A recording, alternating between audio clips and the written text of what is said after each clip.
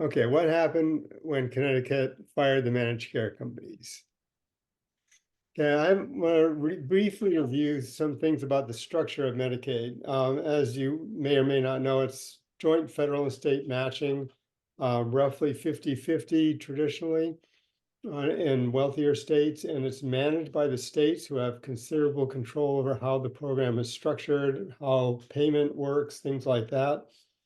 There are three broad categories: temporary aid for needy families, which usually used to be called aid for dependent children, um, general assistance and Medicaid expansion, which is for childless adults who are temporarily disabled and have low income or no income, and aged, blind, disabled are those who have qualified for Social Security disability, and they get Medicare as well after 2 years. So it's categorical. You only can get Medicaid if you're a legal US resident, if you're poor, and for long-term care, it's the only way the government pays for long-term care, and you have to use up all your assets before you can get Medicaid for long-term care. And the number of Medicaid eligible people varies inversely with the economy, so it fluctuates quite a bit. The benefits are comprehensive, usually no copay. It also includes social supports like transportation, translators, etc. There are also optional benefits such as dental, auto insurance, and whether or not childless, working age, disabled adults are covered, or the extent to which they're covered. Some states are very restrictive, others are pretty generous, and they have variable formulary restrictions. So originally Medicaid paid doctors with fee-for-service, which is always lower than Medicare, but varies a lot state to state, and that has a big effect on participation by physicians. So with the ACA, Medicaid expansion eliminated the asset requirement to qualify. You only need to have low income, up to 133% of the federal poverty level. And it was initially 100%. The expansion was 100% funded by the federal government, and then that dropped to 90% after a few years. There is still an asset test for non-expansion population. If it's aid for dependent children or aged, blind, disabled, you still can't have money in the bank, even though you can if you're a childless adult. It doesn't apply to illegal immigrants. And again, states vary a lot in how they implement it. Okay, Medicaid managed care. This is a review from a few years ago. Starting in the mid-90s, many states used Section 1115 waivers to contract Medicaid out to competing private managed care organizations, beginning with temporary aid for needy children and general assistance categories. And a smaller number of states also included aged, blind, disabled in their contracts, and that includes Hawaii. But by 2017, over 2/3 of all Medicaid recipients were under managed care, and it's more than that now. And the goals of managed care are budgetary predictability, save money, improve care coordination and quality, and enable more flexible benefits, network management, and payment schemes to improve care. But none of those have turned out to be true in practice.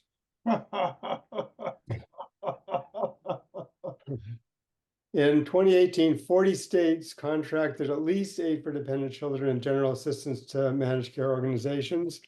11 states retain Medicaid as fee-for-service, with the state bearing insurance risk, which means they cover the ups and downs of healthcare costs year to year. A few states have implemented primary care case management. Now, the original Medicaid law included the options for fee-for-service, which is regular Medicaid, managed care organizations, or primary care case management. Primary care case management means you don't have insurance companies managing care. You have primary care doctors being paid a little extra to manage care. And Oklahoma, three states, Oklahoma, North Carolina, and Connecticut, also put some enhancements into this, particularly North Carolina. And the enhancements are more community-based resources, like teams that can intervene in the community with patients who are frequent flyers in the emergency room to try to make sure they take their medicines and make their appointments and keep them out of the emergency room. And specialized programs for special needs patients, basically. And so that primary care doctors don't have to manage everything themselves. They can call on these teams if they have particular problems that they can't manage out of the office. And North Carolina did a really good job of doing this with their Medicaid program. Now in Oklahoma, part of the state was put on managed care organizations with insurance plans, and part was primary care case management. And after several years, they discovered that primary care case management was a lot more cost effective. So this is the first demonstration, head-to-head comparison of primary care case management with Medicaid managed care organizations. So with primary care case management, the state retains insurance risk. They handle the ups and downs. They pay for care directly. They may either have their Department of Human Services or Social Medicaid department do the administration, or they can contract that out to an administrative services only contractor. But that contractor doesn't pay the claims. They only do administration. Okay. 2 states experimented with managed care organizations and later abandoned them. First was Oklahoma, which I mentioned, although their Republican governor has been persuaded by the insurance industry to scuttle their primary care case management and go back to managed care organizations over the howling protests of the Oklahoma doctors. So Connecticut noticed the success of Oklahoma's program and followed their lead, and they also borrowed from the enhanced primary care case management model used in North Carolina. So what does managed care do to insurance risk, accountability, cost, and access and quality of care for beneficiaries? So let's look at some outcomes. Medicaid managed care organizations are very profitable. They took in $1.1 billion in 2013 in profits, increased to almost $4 billion in 2015, and I'm sure it's a lot higher now. And the higher risk groups, the aged, blind, disabled, and dual eligible Medicare and Medicaid patients are the most profitable. Many of them have physician, in fact, I think all managed care, Medicaid managed care companies have a lot of ghost physicians in their networks. They claim that doctors participate who don't actually participate. And anyone who's done secret shopper surveys has confirmed this. And they also have very cloudy accounting. They consider a lot of their information proprietary. You can't get accurate financial information from them. They basically are able to spin their data and feed the state information that supports their plan without any accountability.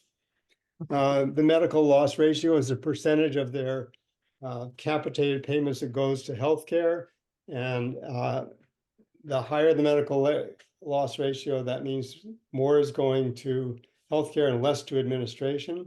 And so what they do is they take a lot of administration and they reclassify it as healthcare and reduce their medical loss ratio, but actually their administrative costs are a lot higher than they report. And it's very difficult for states to get any information to effectively regulate the plans or hold them accountable, and they're more like a financial black box. There's huge variations in managed care organization overhead and medical loss ratios and insurance reserves.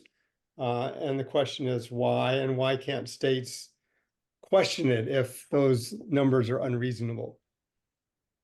Also, state share of Medicaid is about 23 to 30% of a total state budget, and how much of that is being wasted. So Hawaii converted fee-for-service to Medicaid managed care organizations in 94 and 2009. This resulted in a markedly increased administrative hassles and costs, prior authorizations. Doctors started dropping out. We used to have very widespread physician participation in Medicaid, but within a few years after the aged, blind, disabled population went to managed care in 2009, it was almost impossible to find a primary care doctor or a psychiatrist still taking new Medicaid patients. Our costs had been rising at about 3% per year, which is exactly the US average. No, I'm sorry. The US average fluctuated year to year, and Hawaii tracked the US average. We were always very close to the US average in total costs. But after conversion to managed care, our costs started rising 3% faster than the US average, which suggests that managed care was not saving money at all, it was costing us 3% more. In mental illness, the seriously mentally ill are mostly in the aged, blind, disabled population, which went to managed care in 2009. By 2013, 4 years later, it was almost impossible to find a psychiatrist taking new Medicaid patients, and our mental health emergency room and hospital costs shot up 30% in 4 years. And no one at Hawaii Medicaid is willing to consider that they might have made a mistake. Connecticut, okay, they had managed care contracts prior to 2012 for the temporary aid for needy families and general assistance populations, but not for aged, blind, disabled, which is still run by the state. There was a major publicity campaign spearheaded by Sheldon Taubman, who spoke to a group of us a couple of days ago on Wednesday.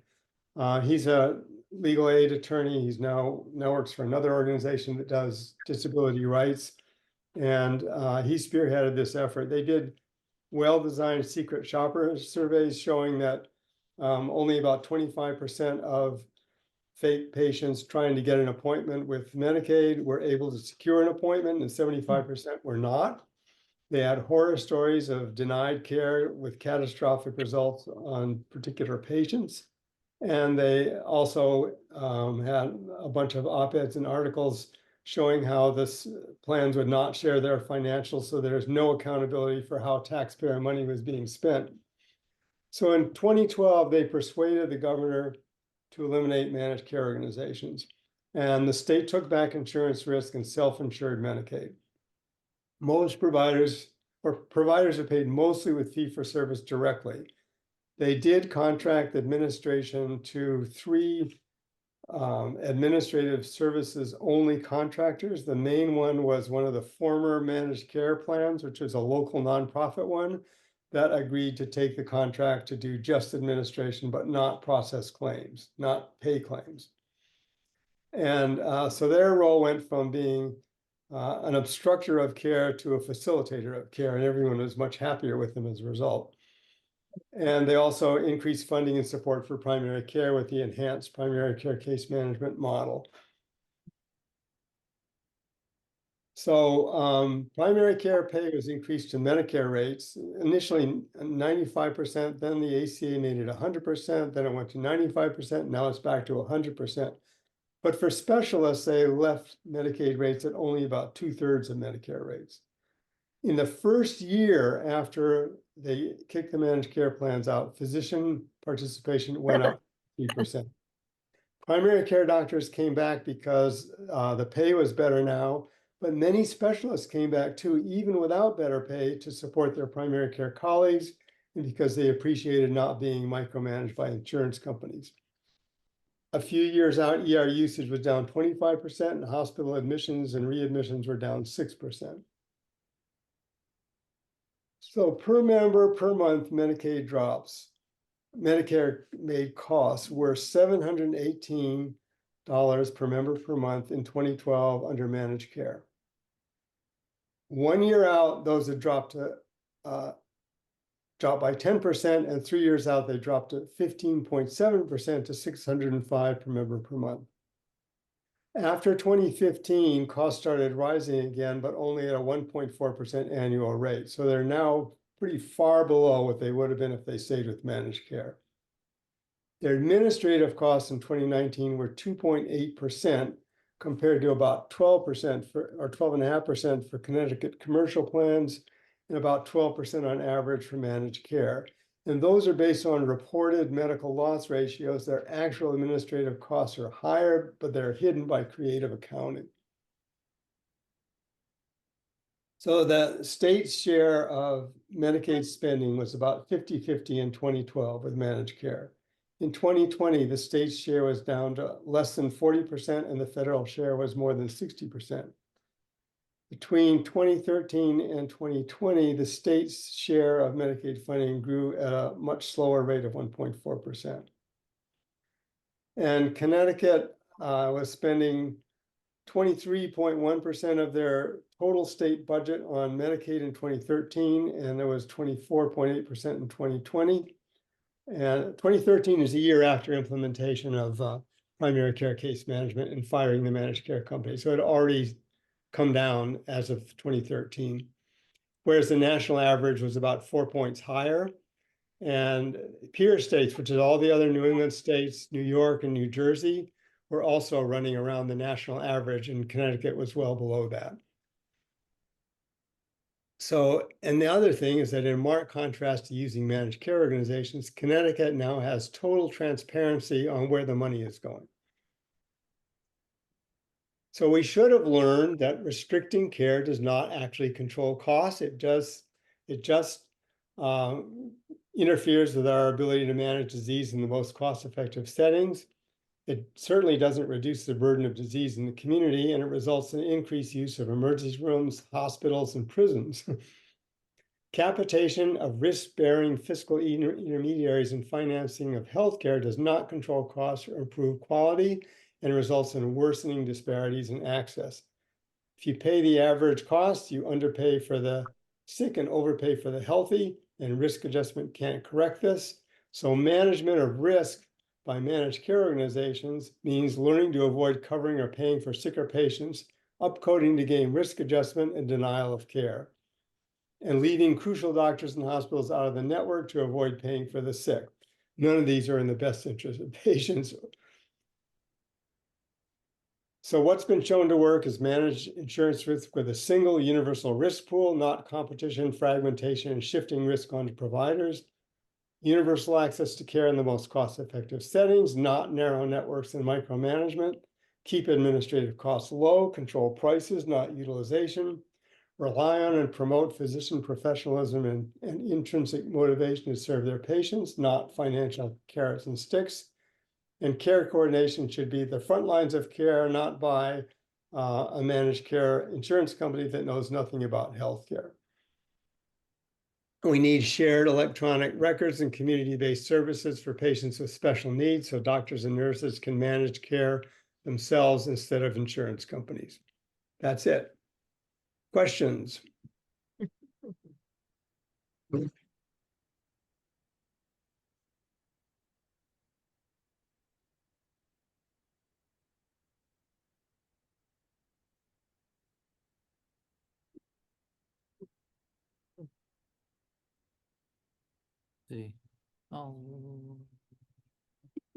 Well, I have a question. The slide's going to be available. This was really, really good. Sure. There's an awful lot of information there. I'd be happy to put it on the chat. Okay. And I, for one person, would like to understand this a lot better. There's a lot of detail there that I couldn't really absorb.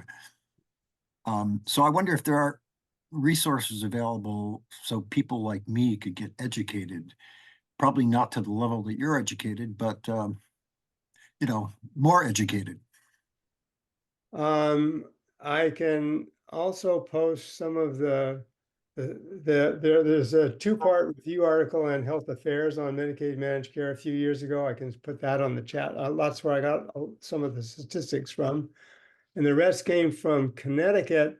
And I also have some slideshows from Connecticut Medicaid department, you know, with a lot of their statistics and the performance of the program. So I could share all those things. That would be great. Thank you. I have one comment that's somewhat tangential, but I've never seen mentioned in our Medicare for All networks, which is that New York State, when it initially established the income criteria for Medicaid in the early 60s, apparently the state legislature came within one vote of making Medicaid available to everybody. And if anybody's got some journalism background or journalist friends, it'd be really interesting to learn more about that episode. Thank you. My understanding is the Medicaid law, because it's a federal state matching program, the feds are not willing to fund matching everybody. They're willing to go up by statute up to 300% of the federal poverty level. No state has actually offered that, but if they did, you could cover almost everybody because it would fill in the gaps of everyone who's not covered by Medicare or commercial insurance. And there'd be very few people left out.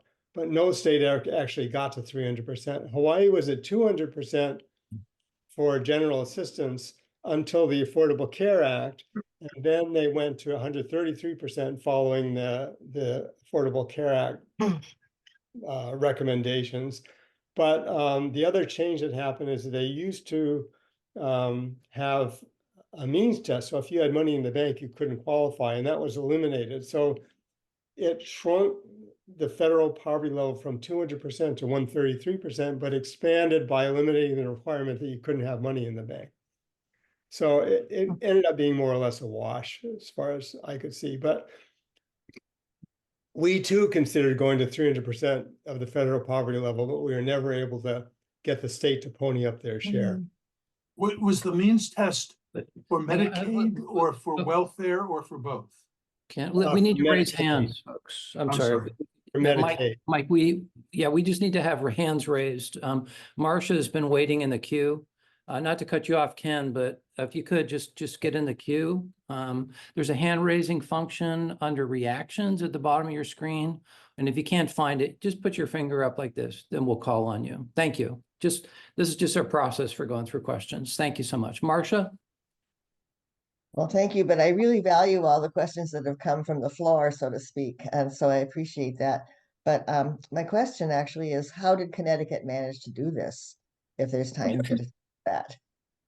They managed to do that because of the sustained publicity campaign to discredit the insurance companies by showing that they had the secret shopper survey showing very poor access to care and the difficulty getting information about financials and the likelihood that a lot of taxpayer money was being wasted, and horror stories of patients whose care was denied and suffering severe consequences. They had over 100 articles and op-eds over a period of a few years before they could get the governor to say, okay, screw this, we're getting rid of these guys. Thank you. You had it in your slide. Sorry, I missed it. Yeah. Ken? Thank you, Marcia. Yeah, my question is just about means testing. Was that Medicaid? Was that, I thought that was just welfare that got means tested, but was it welfare, Medicaid, or both? Both. Okay, thank you. Yeah, Medicaid now, if you are temporary aid for needy families, you can't have money in the bank. If you're aged, blind, disabled, you can't have money in the bank. If you are general assistance or a Medicaid expansion population, you can have money in the bank, you just need low income. Thanks, Ken. And Steve. Charlie? So I just put into the chat a link to a YouTube video by Sheldon Taubman that is titled How Connecticut Threw Out Private Insurance. He's been thinking about getting dentures for a while. Maybe now's the time. Oh, Aspen Dental. I'm sorry. Self-mute if you're not Exactly speaking. what you want. All while Dave, fitting It's me. Yeah. They'll make it right for your money back. It's Yeah. And that's part one. And I think from there you can get to the other parts of it. So, but I will have to look at that a little bit more because I haven't gotten to the other parts yet. So anyway, that is sort of the history of how Connecticut did their removal of managed care organizations. Yeah, it's a narrative. It's easy to read and entertaining. Chuck, it says I can't post files to the chat because I'm not allowed to by the administrator. Mike, can you unlock that for Steve Kemble? You're muted. And then Steve Auerbach's up. Mike, you're muted. Can you unlock that? Yeah, I may be able to. If not, just send it to me, Steve, and I'll send it to everybody. Okay. Similarly, I've got some of the Connecticut material and I'm sharing them as Google Drive links. If you click on the link, you'll get the PDFs, but I can share them with Mike. as well. We've collected some of these from Taubman and others in Connecticut over the years. There's also, if you just do Taubman's name into Google and Connecticut Medicaid, you'll get a bunch of stuff. Yeah. Okay, Steve, did you have a question beyond that or you're set? Yep. Okay. Just providing the reference and the fact that it's there in chat. And if you want to unlock me, I can drop it into the actual PDFs I could drop directly to if you unlock me. Otherwise, the links. Yeah. And if you're unable, if Mike's unable to do that, if you could just send it to Mike and then Mike will send it out to our listserv. Other questions, comments? Let's see, Ann Jones, Minnesota. Ann. Yeah, so Steve, since you talk to Kip Sullivan frequently, I believe, Yeah. Dr. Kemble, you probably know that we have two studies going on in Minnesota, supposedly going after understanding administrative costs under managed care arrangements. We are loaded with, for decades, our public programs have been under managed care contracts, and we challenge that that's useful. But anyway, finally got a couple studies authorized to be paid for by the MDH is supposed to be conducting one. I'm not sure who the other studiers are. So they've run out of I don't know, claims that that managed care arrangements can control costs, or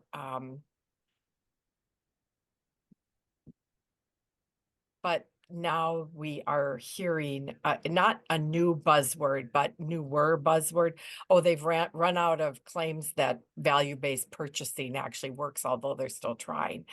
Yeah. Low value care is a buzzword that has come up recently as a culprit in costs in public programs. Any idea how we combat that notion that there's some magic large amount of low value care being delivered that that the insurance industry is uniquely able to reduce? Okay, the difficulty with that is that the definition of low value care is extremely fuzzy and very easy to fudge. So you can say these services or procedures are often done with questionable medical necessity. But if you start looking at individual cases, there's a lot of variability, and a lot of them, even though on the whole, maybe this is not always valuable, in some cases it definitely is, and that kind of thing. So what insurance companies do is they take all of those and say, this is all unnecessary. And it's not. And you can't, it's impossible to get into the weeds to look at every individual case. So it's very easy to fudge the numbers with that. And the other thing is that what about low value administration? Right, right. Somehow all this comes together. And then you don't know why you. Thank you. Just be on the lookout if you have any ways we can combat that notion. Great. Thank you, Ann. Thank you, Steve. Let's see, Charlie and then Diane. Charlie? So I've got a white paper that looks at Medicaid managed care and Medicaid expenses overall. And there's two places you can get data. One is from CMS, which says how much is actually spent on personal health care. And then the other is data on how much is spent overall on Medicaid or by Medicaid. And from that, you can sort of glean information state by state about how much goes into overhead and how much the total costs are. And the essence of it is that whether you use managed care or not, roughly the same amount goes towards healthcare. But when they use managed care organizations, a whole lot more goes to overhead. And it's on average 11% for every dollar that goes for a managed care organization. So that suggests that there's no real change in the amount of care that is paid for, but there's a big change in excess overhead when you used MCOs. So What Connecticut found is that there is an increase in outpatient care and a decrease in ER and inpatient care. And that's a net savings because the ER and hospital is much more expensive.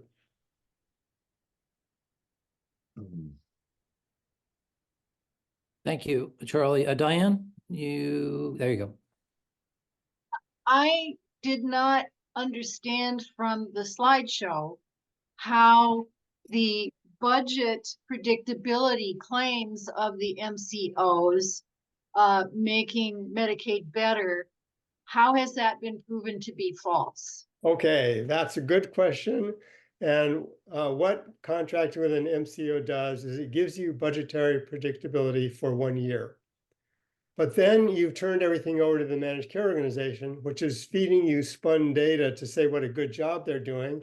And then they can demand as much money more each year as they want. And the state can't do anything about it because they don't have the data to argue with them about it.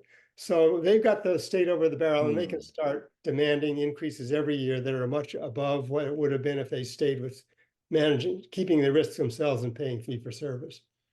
So do we know that all of the states which have contracted with MCOs for the Medicaid, do we know if there have, in Connecticut, it seems there was a legal challenge to expose the data, but no other state has challenged and said, this is public taxpayer money. You must, by law, be accountable for precisely how you spend all the money. So in your understanding, there's not been any other kind of legal challenge because this is on the books that any contractor with the state of Hawaii or Minnesota or Connecticut has to prove in an audit how they spend the money? I'm not aware of any. There may very well be some challenges. I think Connecticut tried to pass a law requiring them to share the information. Even when they did that, they couldn't get it. And the only way they could actually get accurate numbers is to fire the managed care companies, and then they could see where the money was going. But it's very difficult. You can demand that they report something, but they still are able to control what information gets reported. Okay. Thank you for that exchange. Gina, you'll have the last question and then we need to move on. Gina? Are you unmuted, Gina Stiles? Mike, can you unmute, Gina? Sorry, okay, I'm here. Everything I'm hearing about MCOs, I definitely agree with. But I do have a question. It might be specific to Minnesota, but I'm wondering if Connecticut has experienced the same and how we could figure it out, I guess. My question is, in Minnesota, our Medicaid and Minnesota Care programs, which is like our Medicaid, and our waivers cover a lot of social benefits and programs, sometimes under the umbrella of healthcare when it's not directly healthcare related. So I feel like a lot of our state taxpayer funding and federal funding goes to social services rather than healthcare. So even getting the MCOs, I guess, out of it or not, but how do you separate social services and healthcare? And is Connecticut similar, or do you see that too in other states? Okay, that's another good question. The Medicaid law requires states to provide things like transportation and translator services and a few social services that enable people to get healthcare when they otherwise wouldn't be able to. And without managed care organizations, the state usually funds those things directly. They can either hire people to do those services, or they can contract with some agency that can do that just to provide those services. And I think that what Connecticut did is they also hired community workers to deal with high-risk, complex cases to keep them out of the hospital and better manage their care in the community. And those can be funded directly by the state or through an intermediary paid to administer those services, but on a non-risk basis. Terrific.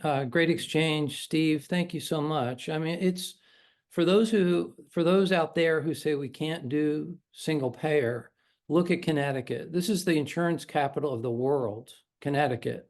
And talk about overcoming the uber powerful. This is a great example that we need to share and shine with our networks, and bring our organizing and strategy to bear in getting SABUCA passed, and then getting the state-based universal health care, which we're going to talk about in a minute, and then get ourselves to national Medicare for all within a handful of years. So Steve, thank you so much for rising early and being with us in Hawaii 6 hours earlier than we are here in the East. So thank you, Steve. Appreciate it. Any final words, what you want people to do? No. Okay. Great. I'll send all the backup material and the slideshow to Mike. Okay, terrific, terrific. And I did put a link in the chat for folks to consider making a donation for our work. We're really an all volunteer organization, and those dollars that you're able to contribute on a monthly basis or yearly basis goes so very, very, very far. I assure you. We're not the nonprofit industrial complex organization that's begging for dollars, but whatever you can do to help, it goes a long, long way. In fact, it's will help finance this trip that Simon Hutton, who's with us. So I'm going to bring up Simon next. Simon is actually across the street from me here, just outside of DC. We've spent the last week together knocking doors on Capitol Hill.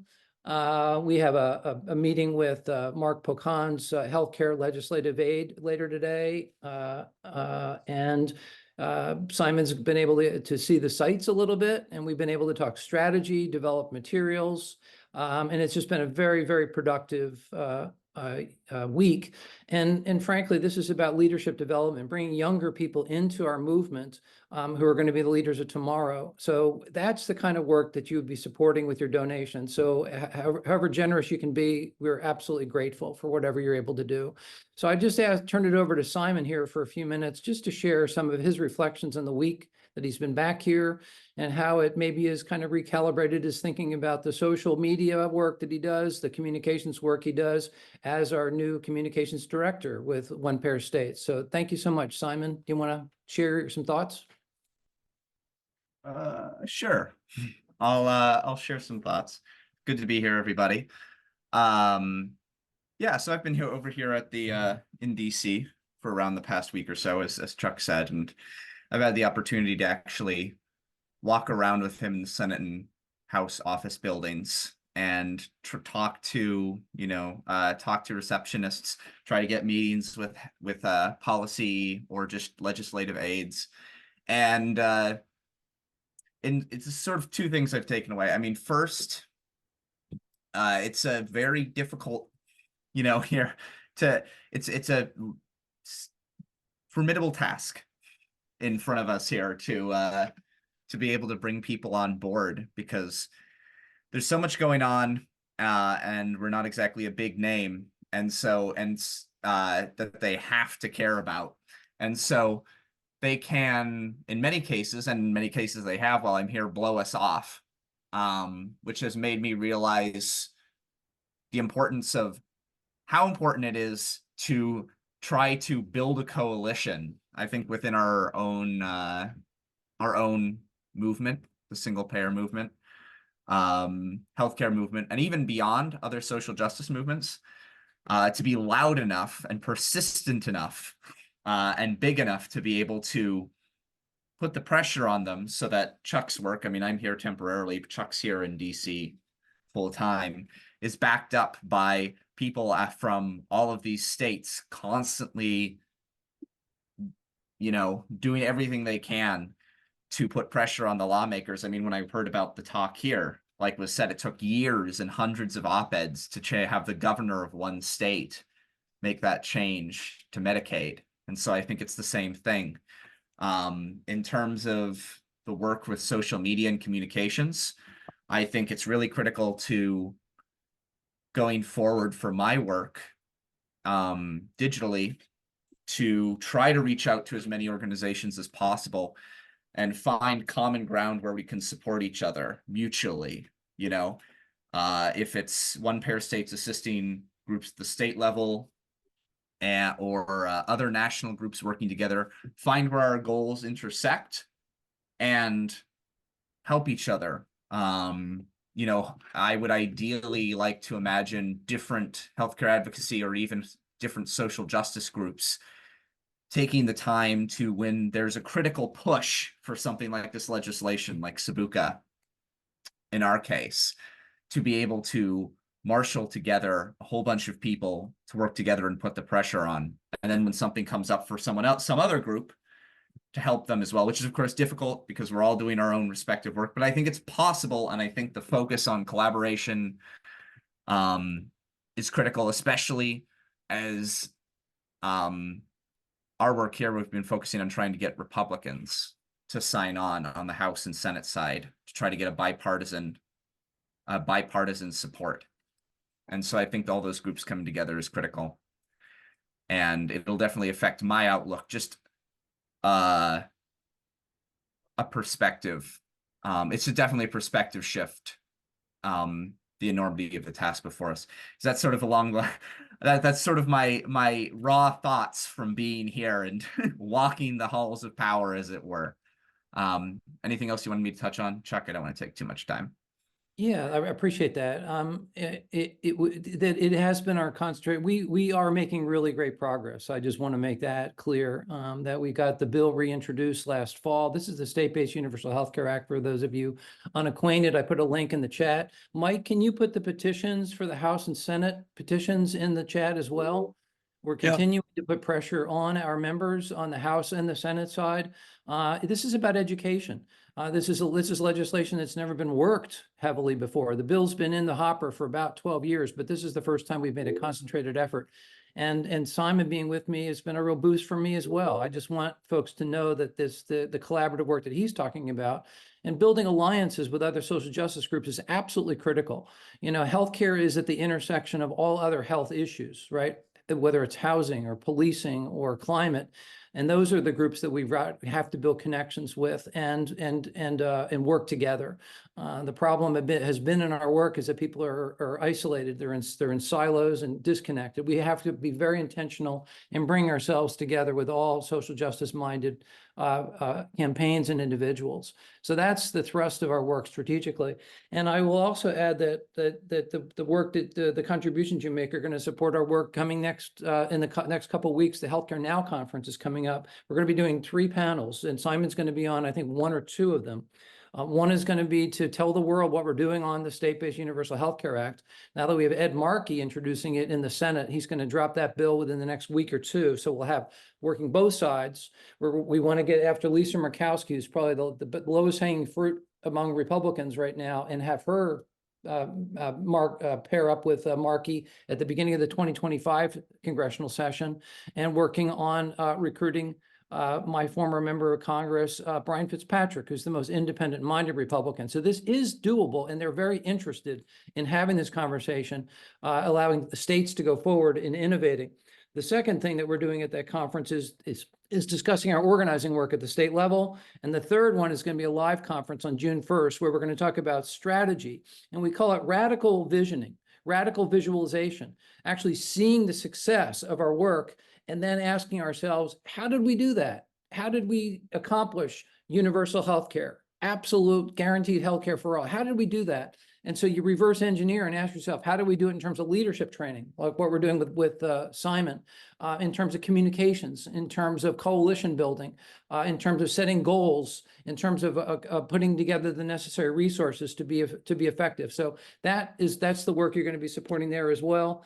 And then thirdly, we have a June 22nd Intergenerational Justice Summit. You'll be hearing more about this. And that conference is really big picture. And that's about how we are dealing with our issues in a time of crisis. I mean, let's face it, we've got a very serious crisis that we're in the midst of during this 2024 election. And And the outlines of fascism, let's be honest with ourselves, are very clear to see, more clear to see than anybody's probably ever seen before. The 2025 plan to completely remake our civil service, right on down to Donald Trump openly asking his billionaire friends to give him $1 billion for his campaign, and only the Washington Post and MSNBC among mainstream media actually picked up that story. It's open bribery. This is what we're facing right now, and we've got to pull ourselves together and be really radically hopeful and positive, but most of all, strategic, thinking about what the work that we're doing and why it's important. So thank you, Simon, for that. The Sabuka bill is moving at this point. We had our first hearing with Ed Markey. He's going to be doing it again coming this summer. And we're going to continue building out support for that. And with your help, it's going to make it that much more effective. So thanks to everybody. And Mike did drop in the chat. So you want to click on the link for the petitions. We need to keep pressuring our House and Senate members. It's about education, education, education. We're going to get this bill passed in 2025, get a number of states over the finish line over the next couple, 3 years.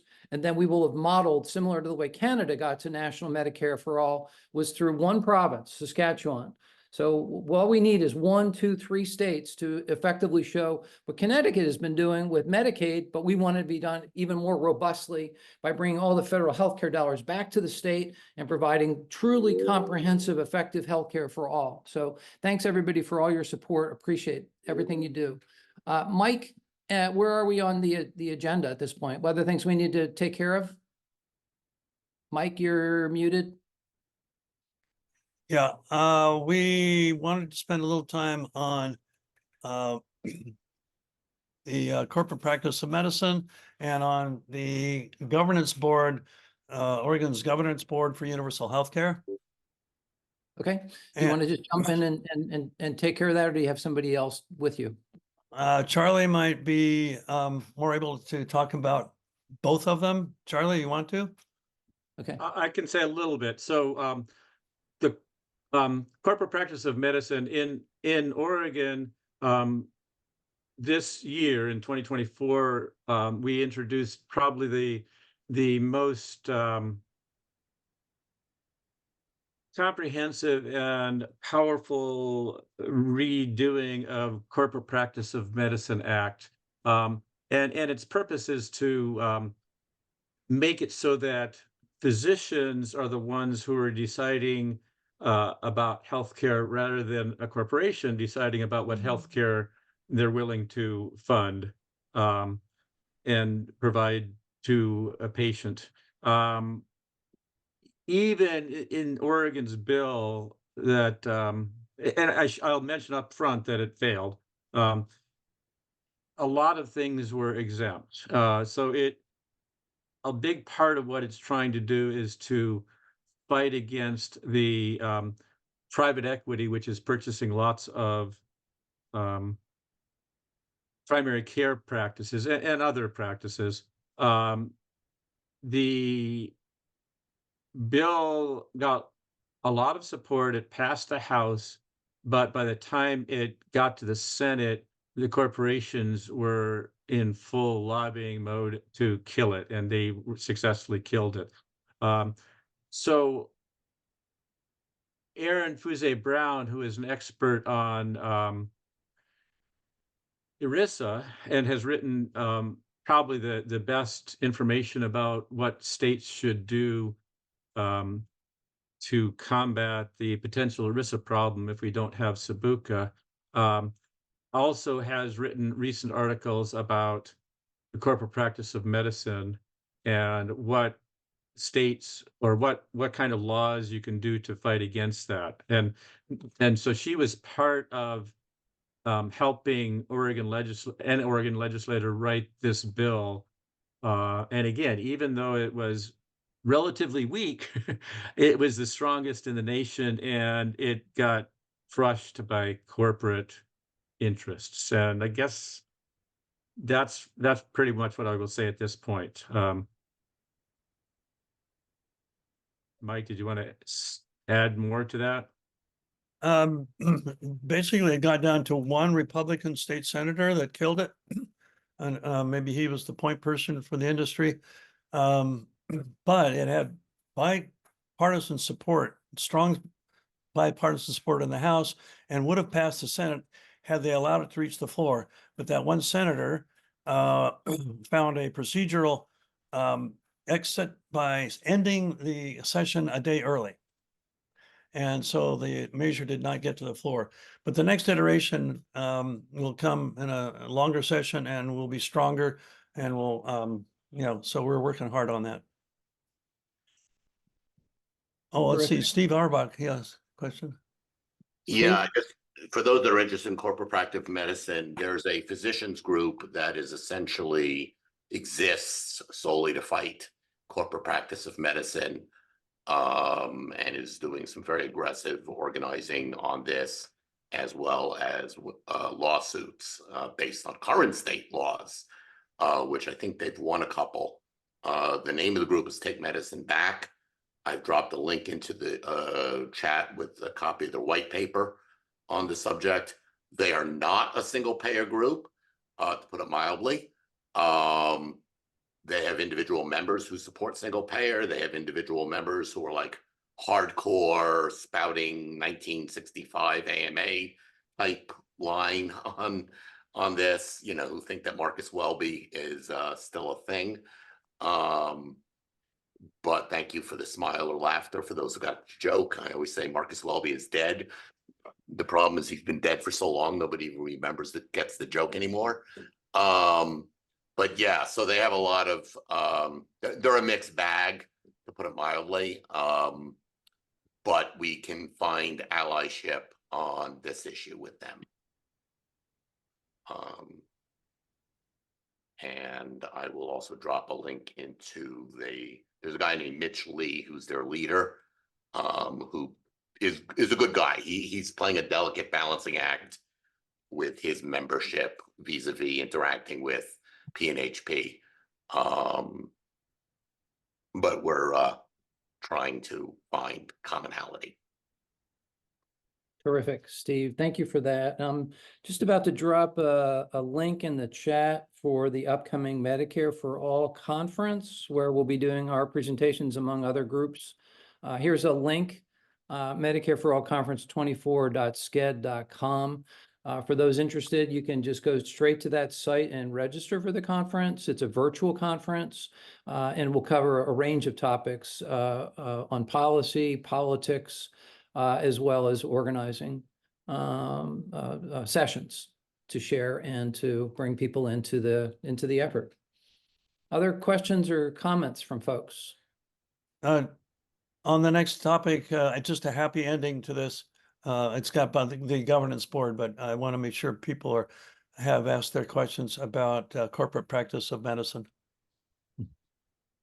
Okay. See no hands, Mike. Why don't you do? Look. You want to? Who's going to? Charlie, you want to talk about the governance board real quick? Ann has a question. Looks like Looking for your link for the strategy conference. Oh, it's right there. I dropped it at 12:56. It's Medicare for All Conference 24.sked.com. Do you see it in the chat? Not yet. Huh. I don't know why it's not appearing. Try again. Got about a zillion other links. Right. Yeah. And folks, be sure to save the chat. Yeah. Yeah. Yeah, I mean, again, we don't actually have permission to save chat, it looks like.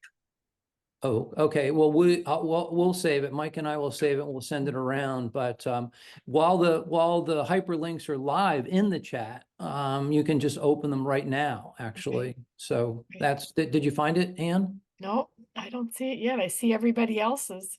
Okay, I'll try again. Okay. Charlie, do you want to do the governance board real quick? Yeah, so I just dropped a link to the Oregon Universal Healthcare Governance Board in the chat. It's being run through DCBS, which is our Department of Consumer and Business Services. So the charge of the governance board is to bring back a proposal for universal healthcare to the legislature by September of 2026. And so it's an extension of the Task Force on Universal Healthcare that didn't get enough funding and it didn't have enough time to do the full what they were supposed to do. This one is also, I would say, a relatively tight timeline. And they do have some funding to hire enough outside experts. And the intent is that they would come back with a proposal that would include the tax structure necessary to fund the system that we want. Now, this time, unlike the Universal Task Force, they are not charged with having to come back with a single payer system, but they are charged with following principles and values and objectives that pretty much can't be met without having a single payer system. And so we think that, and it looks like the board is has some pretty good people on it and is likely to come back with a good proposal. Among the people on the board is a person at a professor at Oregon State University who helped Taiwan set up their universal healthcare system. And so he has some expertise at designing that and continuing to work with them to improve their system as they move along and to take care of problems that come up.